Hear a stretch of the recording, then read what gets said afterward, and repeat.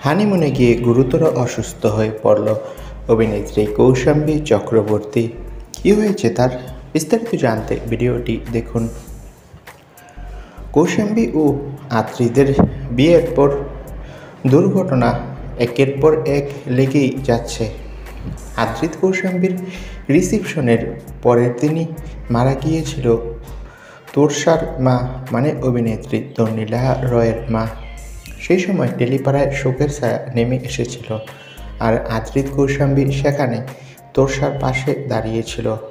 তবে তার কয়েকদিন পরপরই এবার হানিমুনে গেল আদ্রিত কৌশাম্বী। তবে হানিমুনে গিয়ে মারাত্মক আহত হয়েছে কৌশাম্বী চক্রবর্তী।